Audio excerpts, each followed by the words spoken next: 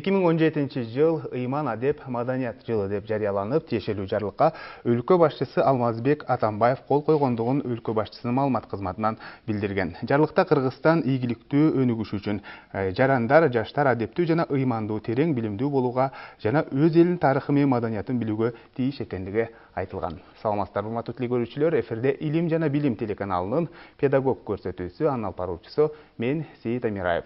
Бүгүнкү чыгарылышыбызда жогоруда маалым болгондой, жаштарды биз канткенде адептүү, ыймандуу жана маданияттуу болууга үйрөтө алабыз деген теманын алкагында маектешебиз. Дал мына ушул багытта маектеш үчүн студиябызга атайын коноктор чакырганбыз. Анда адаттагыдай эле студиянын кадырлуу конокторун мен сиздерге маектин башында тааныштырып өтсөм. Аманбек Мурзахматов, Ош мамлекеттик университетинин философия жана политология кафедрасынын доценти, философия илимдеринин кандидаты. Жана ошондой эле Идрис Айтбаев, Ош шаарындагы номер 52 Кыргыз-Түрк достугу таланттуу балдар мектебинин адеп сабагы боюнча мугалими. Саламатсыздарбы? Студиябызга кош келипсиздер. Урматтуу коноктор, дал мына ушул бүгүнкү чыгарылышыбыздын темасы боюнча биз жалпы шаар тургундарына адептүүлүк жана ыйман дегенди кандай түшүнөсүз деп суроо узатканбыз. Анда мына ушул сурамжылоого кезек берсек, андан соң биз маегибизди баштайбыз.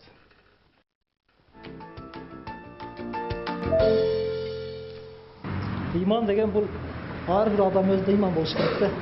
Ыйман деген бул ыймандуу үй бүлөдө туруктуулук болот, тынччылык болот, береке болот. Ыйман ошол. Адептүүлүк деген бул адамдын өзүндө болот. Адептүүлүк деген улуулар урматтоо, кичилерге сый урмат көрсөтүү ушундай. Адептүү болуш керек, барларды сыйлаш керек, ошо орун бериш керек, маршруткада кетип атканда бардыгы ошо. Ыйман мындайча айтканда өзүңө чоң сыйлоо, өзүңө кичинекей жазаттоо дегендей. Мындай түшүнөт да. Эми ыйман деген азыркы жаштарга ыйман берсин. Ыйман болсо бар жокто жакшы болот, тынчтык болот, заманыбыз тынч болот. Келечегибиз жакшы болот, молчулук, токчулук болот да балам. Ыйман деген? Адептүүлүктен быйыл деген 2017 маданият жана адептүүлүктүн жылы деп айтылды президент. Ошол быйыл эми аракет кылыш керек. Баары жаштыктардан башталат да, өзүбүздөн башталат баягы. Жакшы алып өзүбүздү. Канчалык жакшы алсак, ошондо ойлойм да элди эле оңолот депчи. Түкүрүнбөй, сөгүнбөй, таза жүрүп, таза сүйлөп, сылык сүйлөп дегендейчи. Ошо адептүүлүк деген ошентип түшүнөм. Ыйман деп эми ал жүрөктөн болот да. Ыймандуу адам эми религиозный человек. То есть эми ыймандуу болот да. Кандай түшүндүрүштү билбейм, бирок жүрөгү таза, адамга мамилеси туура, жаман ой жок адамды жылдыздуу болот, ошо ыймандуу болот да, өзү негизичи ошо. Ыйман деген бул Алла Таала ыйманчылык болуш керек да, мусулманчылыктачы. Биз мусулманбыз, ошо ыймандуу болуш керек ошо. Эми адамдарда адеп акылактуу болгондо дүйнө жүзү жакшылыкка келип калмакта, чынын айткандачы. Азыр адамдарда ыйман жок болуп калды. Көбүндө эле. Эми бардыгында деп айтыш кыйын. Менин тилерим кандай? Жаштарда ыйман болсо экен. Адеп акылактуу болсо, ата-энени урматтап, жер жүзүндөгү жакшылыктардын бардыгы ошондо жакшы болот деп ойлойт. Катуу сүйлөбөй, бирөө менен жакшы мамиледе болгон ыймандуулук белгисиnden да. Ыйман эми азыркы мезгилде эң керектүү нерсе болуп атат да.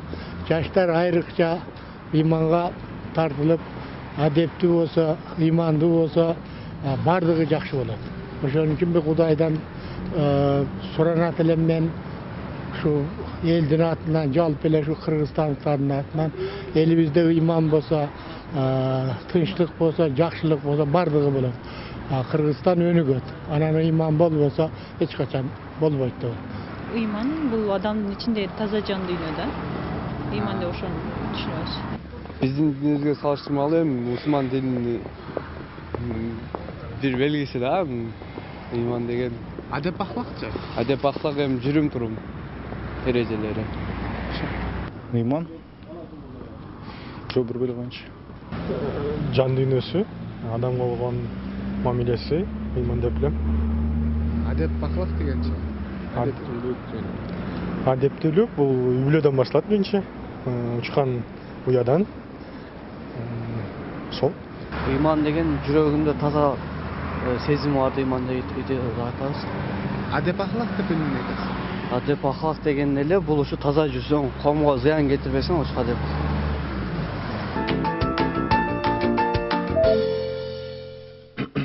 Урматтуу телекөрүүчүлөр, дагы бир эскерте кетсем, сиздер түз эфирде педагог көрсөтүүсүнө ортоктош болуп жатасыздар. Бүгүнкү биздин чыгарылышыбыздын темасы жаштарды канткенде ыймандуу, адептүү жана маданияттуулукка үйрөтө алабыз деген теманын алкагында маектешебиз. Анда урматтуу коноктор, жогоруда сиздер жалпы телекөрүүчүлөрдүн оюн уктуңуздар.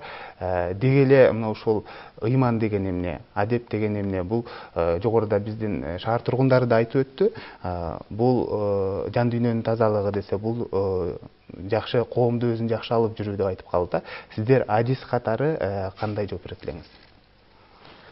Биринчи кезекте быйылкы ыйман, адеп жана маданият жылы деп жарыяланды. Ошого байланыштуу бир аз сөз кошуп коелу. 25 жылдан бери биз биринчи кезекте элдин бакубат турмушун камсыздуулайлы, демократиянын эшигин кенен ачайлы деген аракеттер болуп келди. Маданиятка анан кийин көңүл беребиз депчи. Бул башка айтканда эми мурдунан алысты көрбөгөн бир саясат болуп десек жаңылышпайбыз. Бирок убактыга жараша мына 2 жылдан бери бизде ушул ыймандуулукка, маданияттуулукка дегендей мамиле өзгөрүп, атайын ушундай жылдарды ушундай ушул темаларга арнап жарыялышат. Бул бизди аябай кубандырат. Тарыхтан белгилүү болгондой, канчалаган улуу империялар ушул ыйманга, маданиятка маани бербестен канчалык бакубат, кубаттуу болгонуна карабастан талкууланып тарыхта жок болуп кеткен учурлар болду. Бүгүнкү күндө деле ошондой учурлар учуруп атат. Тескерисинче маданиятка, ыйманга зор маани берип, ага тиги мамлекеттик бюджеттен дегендей чоң каражаттарды бөлгөн мамлекеттер биз өзүбүз көп болуп атабыз, өнүгүп өсүп атат. Башкасын айтпай эле, мына 2011 жылы болгон Япониядагы 9 балдык жер титирөөдө буну эми аламат деп койсо болот. Мына ошондо Япония эли өзүнүн кандай экендигин, өзүнүн духунун, өзүнүн маданиятынын өтө бийик экендигин тастап коюшту. Алар себеби ушу кичинекей бала кезинен баштап булдай идеяны алардын аң сезимине сиңирип дегендей ошондой саясат жүрөт мамлекет тарабынан. Натыйжада бүт дүйнө күбө болду. Бүт кымбат баалуу асыл буюмдар көчөдө чачылып жатканына карабастан эңкейип, ийилип же болбосо бир алып койгон бир адам болбоду. Мародердук фактысы катталбады. Бүт дүйнө буга хайран таң калды. Ал эми бизде өзүңөр белгилүү кичине бир шылтоо болсо эле дароо бир башаламандыкка ызы чуу салып дегендей жанагындай мародердук фактылар катталып атпайбы. Бул ошол баягы мурдун алысты көрбөгөн баягы саясаттын маданиятка, ыйманга маани бербегендиктин кесепети деп койсок болот. Ал эми азыркы сурап жылоого тиешелүү айта турган болсок, мына көпчүлүгү өздөрү баса белгилеп кетишти. Ыйман дегенде көбүнчө баягы жан дүйнөнүн тазалыгына, ойдун тазалыгына көбүрөөк басым жасап атышат. Албетте бул абдан туура. Себеби ыйман көбүрөөк бул ички дүйнөгө, ички рухий байлыкка тиешелүү болгон түшүнүк катары кабыл алсак болот. Ал эми адеп көбүрөөк бул тышкы маданиятка, жүрүм-тур маданиятына тиешелүү болгон түшүнүк. Мисал катары жөнөкөй айтсак болот, мисалы сылык сүйлөйт, тыкан кийинет, коомдук транспортто улууга орун бошотот, а бирок өзүнүн жумушчу кабинетине келгенден кийин отуруп алып туруп калем учу менен кол коюп дегендей мамлекеттин акчасын уурдайт. Бул адамды мисалы адепсиз айтканга болбойт. Бирок ал ыймансыз.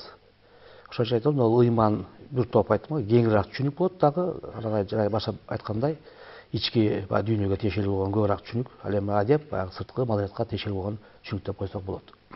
Эдерсиз мырза, толуктайсызбы? Жогоруда шаар тургундары дагы айтып өттү. Ыйман дегенде, мисалы үчүн дин жолунда жүргөн адамдарды түшүнөт экен да, көпчүлүгүнүн ою боюнчачы. Сиз кандай жооп берет элеңиз? Негизи Саламатсыздар урматтуу телекөрүүчүлөр, жалпыңыздардын могул 2017 жылында кудай таалам ийгиликтен жылы болуп үйүңүздөргө береке берсин. Ал эми теманын жүзүндө маек кыла турган болсок, эң биринчи эле орунда адеп сөзүнөн баштап отурат. Адеп деген сөз бизче кыргызча мааниси жакшы кулк мүнөз деген маани берет. Ал эми ыйман деген сөз да бул бизче ишеним деген маани берет.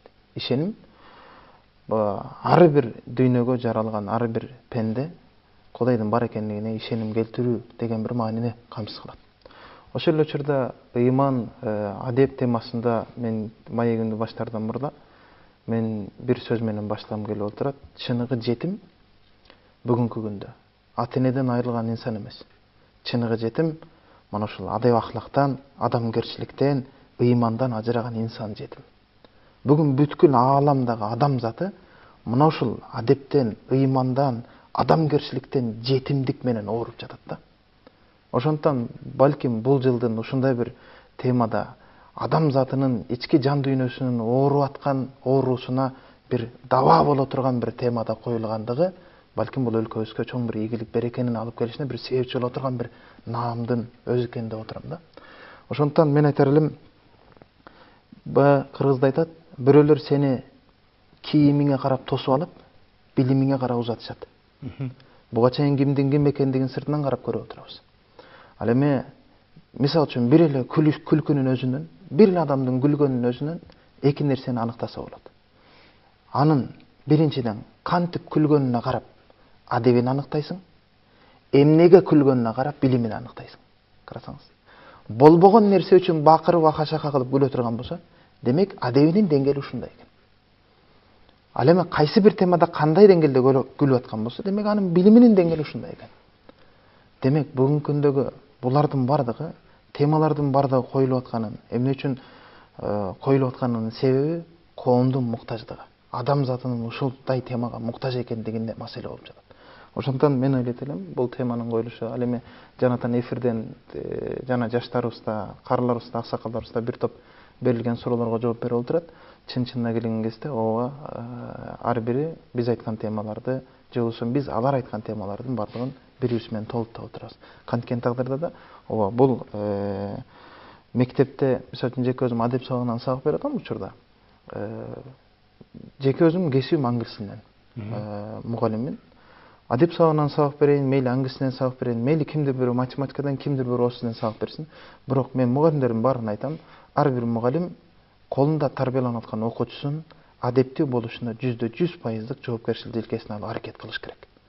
Англисинен сабак берип атасың, окуучуң англисини мыкты билет, бирок адеби начар болсо, ал бала менен иштешүү кыйын болуп калат. Ошондон талап коесуң эмне? Мен мисалы үчүн талап койчумун. Урматтуу окуучулар, менин сабагымда англисин кыйын билсең дагы адебиң ошого жараша болсун. Антпегенде сага 5 койбойм. Кимдир бирөө мага келет, my teacher, I know English. And the other students who are studying with me, they don't know English as well as I am. Anyway, you should be perfect on a high level and you should help others. Мен айтам, сен мыкты бол, башкага жардам бер, мен анын адебин мыкты болушун каалайм. Эгерде мен айткан тапшырманы, сен англисче мыкты билесиң, бирок досторуңа көмөктөшөсүң, муну 3кө окуган бала, сенин жана менин жардамымда 4кө чейрек оңолсо, мен сага кошумча белегим бар. Баланын карасаңыз, англисчеси жакшы, ошол эле учурда адеби да мыкты. Бирок ушундай тартипте математикада берки да тарбия берсин. Анан кечиккен окуучу кечигип келди. Эмне кыласың? Англисине сүйдүр. Мен эмне кылам? Тиги баланы адепсиз болуп кетпесин. Жөнөкөй кечигип калды, мага уруксат. Мага макул кечигипсиң да, бирок ошону англисче айт. I'm sorry, I'm late, can I come in? Англисче айта албаса, мен эмне кылам? Who can help him? Ким ага жардам бере алат? Ай мен. Ошол эле учурда бир бала чыгат, коридордо экөө бири-бирине жардам берди. Мен кечиккен баланын айынан сабагымды бузган жокмун. Улантып атам, англисче мыкты билген балам теге жардам берип, алда коридордо теге англисче үйрөтүп атат. Бирок бул бир билим үчүн процесс. Бирок анын маңызында түпкүрүндө адеп жатат, адамгерчилик жатат, достук жатат, мейракыбет жатат, ыйман жатат да. Ошондон мен айтар элем, ар бир мугалимдерге балким төз эфир аркылуу кайрыларым, ансы деле биздин педагог берүүбүздө Кыргызстандын келечегин мугалимдер гана оңдойт, же тескерисинче мугалимдер гана бузат. Анткени жоопкерчилик желкесинде өтө бир жооптуу болгон кызматтабыз. Өтө бир кооптуу болгон кызматтабыз. Бирок түпкүрүнө, маңызына жетип, кесиптин аксын бере турган болсок, пайгамбар кесиби, чексиз бейишке алып келе турган сооптуу кызматтабыз. Ошондуктан мен эфир аркылуу жалпы мугалимдерди кайраттуу болууларын жана кесиптерин сүйүп, кесибинин урматына бейишке кире турган бир үмүт менен жашоосун сураган элем. Жакшы, кийинки сурообузга дагы бир аз жооп берип кеттиңиз, Идирис мырза. Аманбек мырза, айтсаңыз, канткенде биз жаштарды ушул адептүү, ыймандуу болууга үйрөтө алабыз, маданияттуу болууга үйрөтө алабыз. Тиги азыр Идрис мырза айтып кетти, мектептеги өзүнүн иш тажрыйбасынчы. Эми бардыгы ушул Идрис агайдай болуп мамиле абдан жакшы болмок. Анан бул агайдын тажрыйбасын жалпы мына мамлекеттик масштабта жайылса дурус болмок. Өткөнкү биз баягы дүйнө элдерин этикет деген сабагыбызда баса белеп кеттик эле. Ушул үстүдө жылдын 1-декабрында федералдык жыйынга болгон салттуу кайрылуусунда Россиянын президенти Путин айтты, 25 жылдан бери биз билим берүүгө эле басым жасап келе бериппиз. Тарбияны биз экинчи планга сүрүп коюппуз. Бул туура эмес экен. Мындан ары андай болбойт. Биз эми билим берүү менен бирге эле тарбияны дагы параллелдүү алып кетебиз депчи. Ошого байланыштуу эми мамлекеттик деңгээлде атайын программалар кабылдалат. Ушул Россиянын үлгүсүн бизде дагы ошондой кылып антип колдоп дегендей, бизде дагы ошол нерсени баягы тиешелүү адамдар, министрликтер колго алса дурус болмок. Эми ал үчүн аз айтпайбызбы? Мына мен өзүм эми баягы кандидаттык диссертациям этикетке байланыштуу болгондуктан бул тема боюнча мен көбүрөөк маалыматтарды карап жүрөм. Мына ошо Россиянын өзүндө ошол бала бакчаларда, орто мектептерде, анан педагогикалык баягы адистерлер дагы жогорку окуу жайларда этикет сабагы кирет. Бул этикетте эми француз сөзү эми бирок баягындай Нуркемел Кумбатов агайыбыз, Сабыр Иптаров агайларыбыз мындай айтып ушу этикетти кыргыздын адеп деген сөзүнө жакындашкан, синоним катары кабыл алса болот депчи. Атайын ушундай сабактар кирет. Себеби айттым, ошол баягы адептүүлүккө баягы тилди үйрөнүш алифбеден башталган сыяктуу адептиликке үйрөнүү дагы анын эң жөнөкөй эрежелерин билүүдөн башталат депчи. Ошол себептүү ушул бала бакчаларда, мектептерден ушул нерсени колго алып, баягындай ушу этикет эрежелери боюнча атайын сабактарды өтсө дурус болмок. Бул азыркы Идрис мырзанын сөзүнө кошо айтайын. Мисалы, орустун белгилүү илимпоозу академик Дмитрий Сергеевич Лихачев учурунда айтты эле, человека создает средняя школа, высшая дает специалист депчи. Чындап эле ошол биздин жаш муунду калыптандыра турган бул орто мектеп. Ошого орто мектептеги билимге, орто мектептеги тарбия ишине мамлекеттик деңгээлде аябай зор маани бериш керек. Тилекке каршы бизде андай болбой атат. Натыйжада бүгүн СССР мезгилинде таптакыр түшкө келбеген мектеп рекетчилиги деген жана башка деген нерселер бүгүнкү күндө чоң трибунадан айтылып, жогорку кеңештин трибунасынан керек болсо мамлекет башчысынын оозунан чыгып атат. Бул да ошо айтам, ошол жана айткандай адептүүлүккө, ыйманга, ошо тарбия маселесине маани бербегендик эсепет болуп атат. Ошон үчүн мамлекет алда кеч эмес, бүгүндөн баштап ошол аракет кылып, атайын ушундай жыл деп жарыялангандан кийин эми буюрса уюштуруу комитети 1 айдын ичинде иш-чаралардын программасын иштеп чыгат экен. Мен ишенем, ошол программалар арасында ошондой мектептерде ушул нерсендей ар түрдүү мындай адептүүлүккө, ыймандуулукка тарбиялай турган иш-чаралар дагы каралат деп мен терең ишенем. Толуктап кетесизби? Толуктайын. Сиздин сурооңузга ушундай бир сөз менен баштагым келип отурат. Карынын кадырлуу кеби болбосо, короодо жаткан кой жакшы. Улуунун улуу кеби болбосо, үйдө жаткан уй жакшыраак. Мындан улам бир нерсе, азыркы айткан сөзүңүзгө канткенде жаштарга дагы да таасирдүү болобуз. Мунун бир гана жообу ушул. Өзүбүзгө сөзүбүз дал келгенде гана. Мен муну далилдеп өтөйүн. İçpegin деп айтышка балдарга кантип акың бар эгерде өзүң ичип отурсаң. Чекпегин деп балдарга сабак берип, кандай акың бар өзүң танапис учурунда сыртка чыгып чегип отурсаң. Балдарды мындай кылгын деп айтасың да, өзүң аткарбасаң, демек айтып аткан сөзүбүздүн уккулуктуу жана жуккулуктуу болушун кааласак, анда өзүбүзгө сөзүбүз дал келсин. Ата эне катары дагы балабызга эмне дейбиз? Жалган сүйлөбөгүн дейбиз. Бирок эшикте каккылап келген кезде үйдө жатып балабызга жок деп койчу деп айтабыз. Карасаңыз.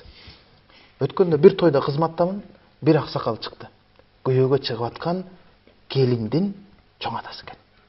Ушунчалык ыраазы болдум ошол аксакалдан. Келин фата кийген. келин фата кийими астынан ушул көкүрөгүнө чейин келген, а үстү муну желкеси ачык экен. Кыздын чоң атасы экен, чыгып туруп микрофонду алды дагы, кызым, тоюңа чейин адептүү жүрдүң да, карасаңыз сөздү баштаганын. Тоюңа чейин адептүү жүрдүң да, тоюң күнү желкелериң ачык, бизди уят кылдың, бул эмне деген кийим деди.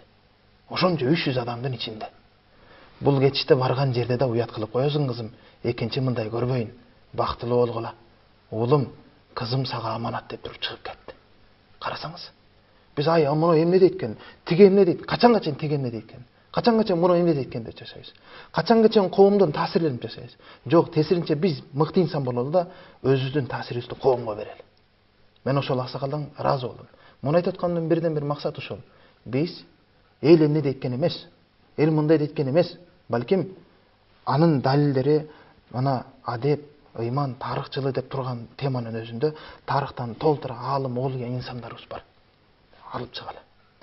Адепти, ыймандын бүтүн бардыгын сөзүбүз менен эмес, өзүбүз менен далилдеп көрсөтүп берели. Ошондо мунун толук 100% таасири болот. Ошондон эмне айтуу керек? 1000 нерсени билгенден көрө бир нерсени түшүнгөн артыгыраак. Биздин балдарыбызга түшүндүрүү темасында кыйналып атабыз. Антпегенде балдарыбыз көп нерсени билет. Балдарыбызды сүйлөтүп коюңуз. Каалаган темада сүйлөтүңүз. Саясаттан сүйлөсүн, депутаттар шерменде болуп калат. Ыйман темасында, диний темада сүйлөсөңүз, ой, Чубак устаз, Абдышкыр устаздардын ашып сүйлөйт дегилердин сөйлөгөн сөзүн карап отурсаңыз. Бирок маселенин бардыгы, түйшүктүн бардыгы эмнеде жатат? 1000 нерсени билгенден көрө бир нерсени түшүнгөн артыгыраак, түшүнүүдө калды маселенин бардыгы. Ошондон эмне кылышыбыз керек? Балдар көп нерсени билбей эле койсун, түшүнсүн. Мен сөзүмдүн жыйынтыгында бир нерсени айткым келет. Мектептин турмушу бүткөндөн кийин турмуштун мектеби башталат. Маанилүү болгон мектептин турмушундагы экзаменден жыгылбоо эмес, маанилүү болгон эртеңки турмуштун мектебиндеги экзаменден жыгылбаш керек. Биз балдарды бир олимпиадага, бир предметке, бир сабакка тарбиялабаш керек. Балким биз балдарды бүтүндөй турмушка тарбиялап даярдашыбыз керек. Илгери аталарыбыз 30 окуучунун 3-өө агесе мына Ош мамлекеттик университет техникум болчу, институт болчу. 3-өө келет эле, калган 27-си ошол мектептеги алган билим менен турмуштун арабасын тартып кетчү. Бүгүн балдарыбыз бала бакчаны бүттү, мектепти бүттү, университетти бүттү, азы келгенси кызыл диплом менен, 2ден диплом менен бүттү. Бирок ошончо дипломго ээ болуп, ошончо мекемени бүтүп туруп дагы турмуштун арабасын тартып кете албай атабыз. Демек эмне маселе? Маселенин бардыгы биз балдарды олимпиадага, предметке даярдаппыз, бирок турмушка даярдабай атат экенбиз. Ошондон могу жерде жакшылап көңүл буруш керек. Балдарыбыз турмушка даяр болуш керек. Кимдин ким экендигин мен кээде таң калам да, 3 айлык каникулдан кийин, же болбосо мына азыр кышкы каникулдан кийин балдарыбыз келет. Экинчи чейректе бүтүндөй берген тарбияңды каникул ичинде кайра келген кезде кыйналасың да, ой, мондай кече эле мондай дебедим беле, кече эле мондай тарбия беребим беле. Мен кээде дарттанам да отурам. Демек, мен бир чейрек бою, 2 ай бою берген тарбиям 10 күндүк каникулга таасирин бербептир деп өкүнөм. Ошондон эмне кылуу керек, урматтуу мугалимдер? Сиздин, биздин берип аткан тарбиябыз балдарга таасирин бербей аткан болсо, демек биз өзүбүздөн бир сурамчылоого тартып көрөлү. Буга эмне себеп? Балким коом себеппи, балким мугалимдер жеткиликтүү балдарды тарбиялай албай жатабы, же болбосо үйдө ата-эне себеппи? Анан дагы мугалим менен ата-эне бүгүнкү күндө байланышып иштешпей жаткандар деген дагы суроо жаралган. Буга аябай көп себептер бар. Биз айтышыбыз мүмкүн. Азыр мени балким тыңдап отурган мугалимдер, ой, эмне эле мугалимдерди шылтоолоп баягы күнөөлөй бересиң деши мүмкүн. Мен мугалимдерге тиешелүү гана жоопкерчиликти айтып атам. Албетте бул үчүн эгерде балаңыздын сиз каалагандай инсан болушун кааласаңыз, анда балаңыздын үстүндөгү жоопкерчиликти 100% өзүңүз калыңыз, мугалимге же чөйрөгө же коомчулукка шылтоолоп таштап койбоңуз. Демек, мындан улам мен бир нерсени айткым келет. Мен мугалим катары биз жакка тиешелүүсүн айткым келип атат. Педагог катары. Ата-эне тиешелүү болсо ал темада бөлөк сүйлөп берем. Бирок мугалим катары кээ бир мугалим ата-эне карабайт да, ата-эне, ой, ата-энени шылтоолоо. Бүгүнкү экономика, бүгүнкү моундай кырдаал заманда ата-эне ошол баласын баган деп байкуш. Бир күндө 2 иште иштеп атат. 3 иште иштеп атат. 2000 сомдон айлык алган жерде. Ошол эле учурда баласы уктап атканда кетип, баласы уктап атканда келип кыйналып иштеп аткан ата-энелер бар. Сен бала ата-энеге шылтоолобой, колуңа тапшырылган баланын сен үчүн аманат экендигин кара дагы, бул жагына кантип тартанасың? Мен ушул жагын гана айтып атам. Ата-эне тууралуу тема болсо, мен ата-эне тууралуу башка сүйлөп берем. Ошондон мен айтарым, мен педагогторго тиешелүү гана жагын ачып атам. Эгер ата-эне тууралуу болсо, аны мен кенен кезер дагы 1-2 саат сөйлөп бере алам. Бирок бул жерде урматтуу мугалимдер, ушундай бир коомчулук, ушундай бир кырдаал заманда, балдарын жылдап көрбөгөн ата-эне Россияда турат. Сен шылтоо койбо. Мугалимдик кесипти желкеңе аманат алдыңбы? Ан үчүн жоопкерчиликти ал да, биягынан кантип өзгөртө алам? Şu жөнүндө ойлонуп тарттан болду. Сенин тарттанууңдун өзү тиги балага дуа иретинде өтөт. Албетте бүгүнкү күндө Кыргызстандын жаштары, Кыргызстандын келечеги үчүн мугалимдердин салымы балдардын тарбиясына зор деген ойду айткыңыз келди. Сөзсүз 100% Кыргызстандын алдыга алгалап гүлдөп кетишине мугалимдердин аябай эбегейси чоң салымы бар. Муну алда убакыт көрсөтөт буюрса. Жакшы, анан дагы сиз мектепте адеп сабагынан сабак бересиз, сиз маданият боюнча университетте сабак берип келесиз. Мына ушундай сабактар өтүлүп эле келет. Анан биздикиндей эфирлер элдерге тартууланып эле келет, бирок жыйынтык көңүлгө толоорлук деп коомчулукта көпчүлүк айта бербейт да. Буга эмне себеп өзү? Кандай кадамдарга барыш керек? Биз жаштарды жакшы жакка өндөп, адептүү болууга, ыймандуу болууга тарбиялаш үчүн. Аманбек мырза. Жогоруда айткандай, баягындай сабактар өтүлөт. Бирок эми бул нерсе айттым го, дагы баса элеп кетейин. Мамлекеттин көңүл борборунда болуш керек да, мына маселелерчи. Бул өтө баягындай стратегиялык мааниге болгон маселе бул эмчи. Өнөм өсөм деген, бакубат мамлекет болом деген үмүтү бар мамлекеттер сөзсүз түрдө бул маданият маселесине, бул тарбия маселесине олуттуу көңүл бөлүшү керек. Учурунда көпчүлүккө белгилүү, 1945-жылы экинчи дүйнөлүк согуш аяктап аткан мезгилде, экинчи дүйнөлүк согуш аяктап атат. Ошол мезгилде дүйнөдөгү баягы саясий таасирдүүлүктү бөлүштүрө башташкан да. Ошондо Америкадагы борбордук чалгындоо кызматынын башчысы Ален Далес өзү доктрина иштеп чыккан. Бул Далестин доктринасы деп коет да. Ошол доктрина боюнча айтып атпайбы, СССРди согуш таласында жеңүү мүмкүн эмес. Буларды кантип жеңиш керек? Буларды ичинен иритип, чиритип гана жеңиш керек. Ал үчүн алардын баягындай баалуулуктарын акырын байкатпай алмаштырып коюш керек депчи. Ошол эч баш ийбеген Совет элин акмак келесоого айлантыштын жолдору депчи иштеп чыккан. Бул боюнча эми Муктар Шаханов өзүнүн заблуждение цивилизации деген поэмасын аябай жакшы берген. А мен өзүм тиги политологдордун эмгектеринен конкреттүү фактыларды таптым. Ал фактылар боюнча, мисалы, айтып атпайбы, тиги ошол СССРди ичинен ыдыратып ылыш максатында, мисалы,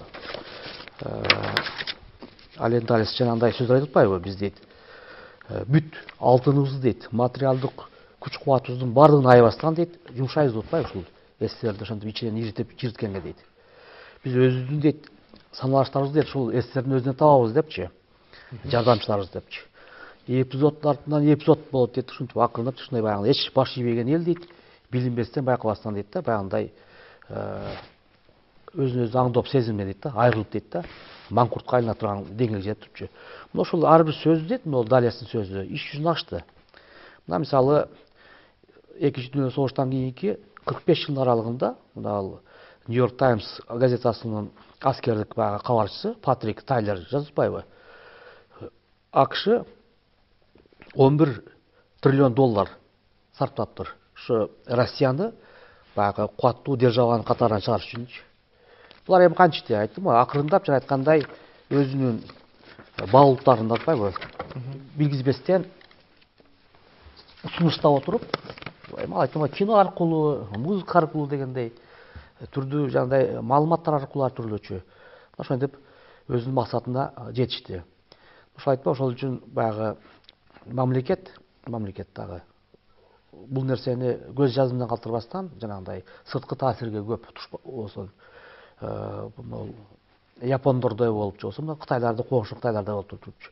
Өзүнүн салт санаасын, маданиятын башка маданияттарга тебиретпеш максатында катуу аракет жасаш керек да. Өзү маданият бизде кээде мындай бир тар чүнүп жүрүшөт. Маданий артуу мекелер менен чектелипчи. Чындап келгенде бул эми өтө кеңир чүнүк. ага билим берүү дагы, тарбия дагы кирип кетет өзү. Маданият деген чүлүк кең маанисинде. Маданият өзү бул адамды тарбиялоочу касиетке болгон кубулуш. Дал ошондой кубулуш болгондон кийин мамлекет буга аябай жогоруда белгиленгендей олуттуу көңүл бөлүп туруп, акча маселесин аябастан, анан кийин буга баягынтип калькулятор менен эсептеп пайда таба турган бир тармак катары карабастан, муну бир чоң бир чөйрө катары кабыл алып туруп, буга болгон мамилесин өзгөртүш керек. Эми былтыр мисалы ошондой тарых жана маданият жылы деп жарыяланып көптөгөн иш-чаралар өттү. Бул жакшы. Бирок мен айтам, иш-чараларды өткүзүү менен чектелбестен айттым го, эң негизгиси ошо маданиятка болгон мамиле, маданияттын философиясы өзгөрүш керек да.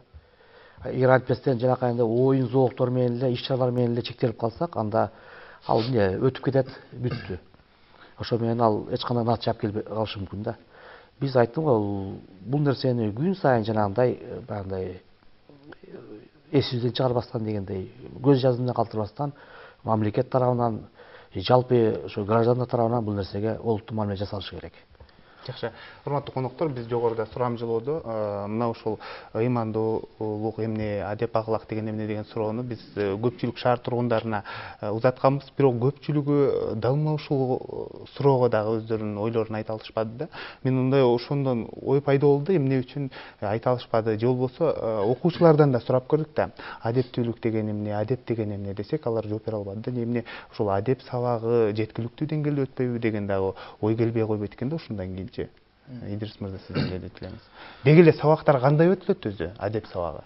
Негизи биз адеп сабагы ооба түзмө-түз жана мен айтпадымбы, жакшы көркөмдөш деген маанини берет, же болбосо ишеним деген маанини берет деп ыймандап атпаймынбы? Бүгүнкү күндө биз даана сөздүн түзмө-түз котормосунун маанисин айтып берген сыяктуу эле, карапайым эл да. Ошого жакын, бирок ошонун түшүнчөдөн алыс кетпеген өзүнүн түшүнчөсүн айтып берди. Ал эми биз мисалы үчүн жанагы сөздүк деген сөз англисче кандай болот десе, dictionary деп айтып бере албай, эми сөздүк англисче эми билбейм, words болушу мүмкүн деп коюшу мүмкүн, бирок эми анткени ал анын кесиби эмес. Мындан улам карапайым эл, ооба айтышыңыз мүмкүн, жөнөкөй нерсени бере албады. Бул бизди ойлонто турган маселе. Анткени бүгүнкү күндө жалпы коомчулуктун аң сезими, кантип акча тапсам да, коомчулукта кантип алдыга жүрсөм, кантип иштеп келип, кантип машина минсем, же башка бир түшүнчөлөр менен басымды бөлүп, ушундай бир сезим менен жаштарыбызда калыптанып атат. Анткени биз бала кезде, мектепте окуган кезде, же студент болгон кезибизде дагы акча жөнүндө ойлонгон эмеспиз. Акчаны 3 эле учурда кармаганбыз. 1-сентябрда, жаңы жылда, анан акыркы коңгуроодо. Болду. 4-Ноорус майрамында кармаганбыз. Анда да ата-энебиз берген 50 сомдун 25 сомун коротуп, 25 сомун ашырып келип, ата-энебизге берип, кудум иштеп акча таап келгендей сыймык менен берчүбүз да ата-энебизге. Бүгүн жаштарыбыз күнүмдүк ташып жүргөн күнүмдүк чөнтөгүндө минимально эң аз дегенде 20 сомдон мектеп окуучу үй жакын бала 20 сомдон алат. Мен студент кезимде да сумкама нан ташып барчумун. Студент кезимде. Бүгүн мектеп окуучу сумкасына нан ташып барбайт. Столовойдо ресторанга келгенде кирип калдык. Мектепте ушундай түйшүктөр бар. Бул аябай чоң түйшүк. Эми мен жана темадан алыс кетпейли деген мааниде. Муну кантип жандансак болот? Бүгүнкү ыйман, адеп, тарых, маданият жылындагы могу бир жылдын дагы да бир таасирин кантип күчөтсөк болот деген сурооңузга. Ошол эле учурда биздин эфирди көрөрман аз, муну кантип жандансак болот жана көрүүчүлөргө канчалык пайдалуу болсо. Мен айтар элем, моундай азыркы куруп аткан маек сыяктуу теле берүүлөрдү, программаларды көбөйтүш керек. Кайдагы ырчы жылдызды эфирден чыгарып алып рекламалабай, тигин анс деле той болуп атат, анс деле клиенттер толтурат. Монундай бир передачаларды көбөйтүш керек. Жада калса, биздин теле берүүдөн берип аткан телепередача программаларыбыз мектептин программасын толуктай турган болуш керек. Түшүнүңүздөрбү? Сиздин эфирден чыгарып аткан жылдызыңыздын сүйлөп аткан маеги эфирдин мектептеги мектеп предметинин программасын толуктабайт ал. Ошондон биздин теле берүүлөр, программалар мектептин программасын толуктай турган программалар көбөйтүш керек. Кинолорубуз башка эмне болбосун, балдардын психологиясына терс таасирин бербей турган программалар көбөйүш керек. Биз мунуну азыр YouTube'га жүктөсөңүз дагы, мунун азыраак көрөт. Анткени YouTube'дун жанында башка толтурат программалар, напсыңды семирте турган программалар толтурат. Ошондуктан биз айтар элек, моундай бир программаларды улуу муунга жеткирип, маектерди жеткирип, мектептерде мону программаны кийинки берүүсүн мектептин өзүндө тартып келип, окуучуларды жандан тартып келип, мен чыгам карасаң деп отуруп, акырындап жанданабыз. Ал эми баланын адеп аклагы кээде улуу муун айтат да, баланы төрөшө төрөйт экенсиң, бирок кулк мүнөзүн төрөй албайт экенсиң да. Эми өзүнөн келгенде кайдан билейин эми деп коет да. Мен айтар элем, урматтуу эне, баланын адеп аклагы мүнөзү баланы эмизип аткан мезгилде калыптанат. Баланы боюнда төрөй элек кезиңде калыптанат. Баланы төрөй электен мурда дуада калыптанат бардыгы. Ошондуктан кайрылып бизге келип жоопкерчилик. Шылтоону баланын өзүнө таштап койбош керек. Андан кийин мына интернет деген балекет. Биз душманды алыстан издеп, балам бөлөк чөйрөгө кошулбасын деп сыртка кошпой үйгө эмне десең алып берем деп компьютер интернетинен коюп бергенбиз. Сырттан душман келбесин деп балаң үйдө компьютердин билгенин кылып атат да. Ой, түнү жат десең бала биз 10-да уктачубуз. Азыр балдарың жок деген 12-1-де уктайт. Ошол эле учурда сырттан душман издеп, өзүбүз балабызды ичкериги компьютердин ичине душманга таштап койгонубуз менен иш жок. Ай, балаң компьютерин карабайсыңбы? Апа атанын сүйлөгөн жолун карап коюңуз. Эми компьютерди билбесем эмне кылайын эми? Ооба, урматтуу окуучу, сенин компьютериңдеги паролуң Пентагондун паролуңдай эмес.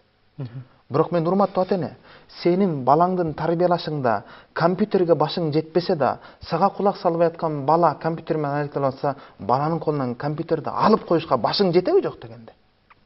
Демек шылтоону компьютерге коюп койбоңуз. Шылтоону техниканы билбегендикке коюп койбоңуз. Кандай ата-энеге ээ болгонуң маанилүү эмес. Анткени ата-эне тандаш сенин колуңдагы иш эмес. Бирок кандай ата-эне болоруң абдан маанилүү. Анткени бул биздин колдогу иш. Ошондуктан мен ойлор элем, булдай передачаларды көбөйтүш керек. Анан тарбияда зерикпөө керек. Мен бир нерсени айта кетейин. Жанагы жөнөкөй бир эме дасторкондо чай ичип отурсаң, бычакты алып кой, дуа кылып алсаңчы. Жоксо астанада көрүшпө. Булардын баары зериккендин айынан келип чыгат. Жөнөкөй дасторкондо бычакты алып кой деген себеби балаң кичинекей бөбөк ортодогу нанга шекерге умтулганда колун кесип кетпесин. Болду, ошол эле. Жакшы ийдирсиңер да. Башка нерсе. Бизге бөлүнгөн убакыт соңуна келип калганына байланыштуу биз тилекке каршы коштошобуз. Сөзсүз түрдө бул жылдын аралыгында сөзсүз түрдө бул темага кайрылып сиздерди дагы бир рет студияга чакырууга аракет жасайбыз. Ишиңиздерде ийгилик болсун. Атайын убакыт бөлүп жалпы тилек көрүүчүлөргө жакшы бир маалыматтарды бергениңиздер үчүн бар болуңуздар. Урматтуу тилек көрүүчүлөр, ушуну менен Илим жана билим телеканалынын педагог көрсөтүүсү өз соңуна келип жетти. Аны мен Сейит Амираев алып бардым. Кайрадан эфир аркылуу амандашканча сак саламатта туруңуздар.